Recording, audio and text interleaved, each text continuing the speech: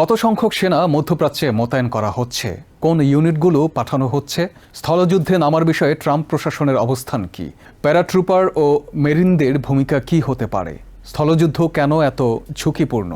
আপনারা দেখছেন TVN 24 news network. সবশেষ আপডেটে স্বাগত জানাচ্ছি আমি সাইফুদ্দিন ফয়সাল। ইরানকে ঘিরে সামরিক উপস্থিতি বাড়াচ্ছে আমেরিকা, তবে স্থলবাহিনী সরাসরি যুদ্ধে নামানো হলে তা বড় ধরনের ঝুঁকি তৈরি করতে পারে, এমন সতর্কবার্তা দিয়েছেন অবসরপ্রাপ্ত শীর্ষ সামরিক কর্মকর্তারা।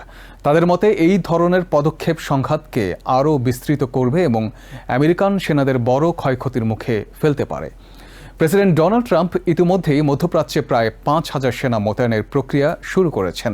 এর মধ্যে এলিট 82তম এয়ারবোর্ন ডিভিশনে প্রায় 1500 প্যারাট্রুপার মোতায়েনের প্রস্তুতি নিচ্ছে বলে জানা গেছে।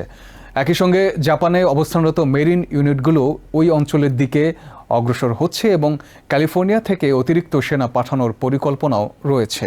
তবে এই সেনা মোতায়েন সরাসরি যুদ্ধে ব্যবহৃত হবে কিনা সে বিষয়ে ট্রাম্প প্রশাসন এখনও স্পষ্ট কিছু বলেনি।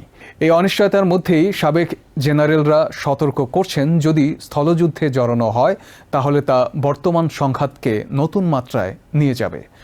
বিশেষজ্ঞরা বলছেন, সম্ভাব্য লক্ষ্যগুলোর মধ্যে অন্যতম হল খার্ক দ্বীপ, যা ইরানের প্রধান তেল রপ্তানি কেন্দ্র। ছোট এই দ্বীপটি দখল করা গেলে ইরানের অর্থনীতিতে বড় আঘাত হানা সম্ভব। তবে এটি ইরানের মূল ভূখণ্ডের খুব কাছাকাছি হওয়ায় সেখানে অবস্থানরত বাহিনী সহজেই ক্ষেপণাস্ত্র বা ড্রোন হামলার শিকার হতে পারে। অবসরপ্রাপ্ত জেনারেল ফ্র্যাঙ্ক ম্যাকেঞ্জি বলেন, এই ধরনের অভিযান বহু বছর ধরে পরিকল্পনায় থাকলেও বাস্তবে তা অত্যন্ত ঝুঁকিপূর্ণ। অন্যদিকে সাবেক লেফটেন্যান্ট জেনারেল ক্যারেন গিবসনের মতে, প্রয়োজনীয় সামরিক শক্তি জড়ো হলে উভচর অভিযান বা প্যারাট্রুপার নামানোর মতো পদক্ষেপ দেখা যেতে পারে। 82তম এয়ারবোর্ন ডিভিশন প্যারাশুটের মাধ্যমে শত্রুপক্ষের পেছনে নামার জন্য প্রশিক্ষিত। যদিও 1989 সালের পর তারা বাস্তব যুদ্ধে এ ধরনের অভিযান চালায়নি, তবুও নিয়মিত অনুশীলন চালিয়ে যাচ্ছে। বিকল্প হিসেবে মেরিনদের মাধ্যমে সমুদ্রপথে আক্রমণ বা হেলিকপ্টার ব্যবহার করে সেনা নামানোর কথাও ভাবা হচ্ছে। তবে প্রতিটি পদ্ধতিরই নিজস্ব ঝুঁকি রয়েছে। বিশেষজ্ঞরা আরও বলছেন, এই বাহিনী মূলত হালকা পদাতিক ইউনিট, যাদের কাছে ভারী ট্যাঙ্ক বা সাঁজোয়া যান নেই। ফলে দীর্ঘমেয়াদী স্থলযুদ্ধ চালানো তাদের জন্য কঠিন হবে। এছাড়া সেনাদের খাদ্য, পানি, গোলাবারুদ ও অন্যান্য সরঞ্জাম সরবরাহ করাও বড় চ্যালেঞ্জ হয়ে দাঁড়াবে। অবসরপ্রাপ্ত জেনারেল জোসেফ ভোটেল সতর্ক করে বলেন, যদি এই বাহিনী ইরানের মূল ভূখণ্ডে প্রবেশ করে তাহলে তারা দ্রুতই বড় ঝুঁকিতে পড়তে পারে। তার মতে, পর্যাপ্ত সুরক্ষা ও সরঞ্জাম ছাড়া এই ধরনের অভিযান মারাত্মক ক্ষয়ক্ষতির কারণ হতে পারে। বিশেষজ্ঞদের ধারণা, বর্তমানে যে সেনা মোতায়েন করা হচ্ছে তা সরাসরি যুদ্ধের প্রস্তুতির চেয়ে বরং একটি কৌশলগত বার্তা দেওয়ার অংশ হতে পারে। অর্থাৎ ইরানকে চাপ প্রয়োগ করে আলোচনায় আনাই এর মূল উদ্দেশ্য হতে পারে। খার্ক দ্বীপের কৌশলগত গুরুত্ব আরও বাড়িয়েছে হরমুজ প্রণালী, যা বিশ্বের প্রায় 20% তেল পরিবহনের প্রধান পথ। এই অঞ্চল নিয়ন্ত্রণে নিলে বৈশ্বিক জ্বালানি বাজারেও বড় প্রভাব পড়তে পারে। এদিকে ইরানের পারমাণবিক স্থাপনাগুলোও সম্ভাব্য লক্ষ্য হিসেবে বিবেচিত হচ্ছে। তবে এসব স্থাপনা দেশের ভেতরে অনেক দূরে অবস্থিত হওয়ায় সেখানে অভিযান চালানো আরও জটিল হবে।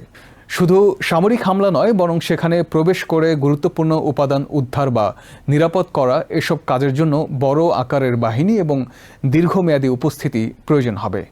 এমন অভিযানে প্রকৌশল সহায়তা, ভারী যন্ত্রপাতি এবং শক্তিশালী নিরাপত্তা ব্যবস্থা দরকার হবে।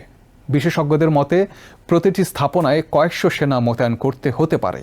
যদিও ট্রাম্প প্রশাসন দাবি করছে ইরানের নৌ ও বিমান শক্তি বড় ধরনের ক্ষতির মুখে পড়েছে এবং তাদের সামরিক সক্ষমতা অনেকটাই দুর্বল হয়ে গেছে, তবুও বাস্তবে ইরান পাল্টা হামলা চালানোর সক্ষমতা দেখিয়েছে। এখন পর্যন্ত ইরানের হামলায় অন্তত 7 জন আমেরিকান সেনা নিহত এবং 300-র বেশি আহত হয়েছে। স্থলবাহিনী ব্যবহারের সিদ্ধান্ত আমেরিকার জন্য অত্যন্ত গুরুত্বপূর্ণ ও ঝুঁকিপূর্ণ একটি পদক্ষেপ হতে পারে। সামরিকভাবে সফলতা পাওয়া গেলেও এর দীর্ঘমেয়াদী কৌশলগত প্রভাব কী হবে তা এখনও স্পষ্ট নয়।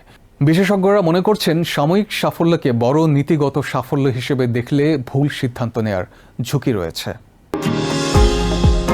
নিউ ইয়র্ক থেকে সম্প্রচারিত টিভিএন 24 টেলিভিশন, বিশ্বজুড়ে বাঙালির কণ্ঠস্বর।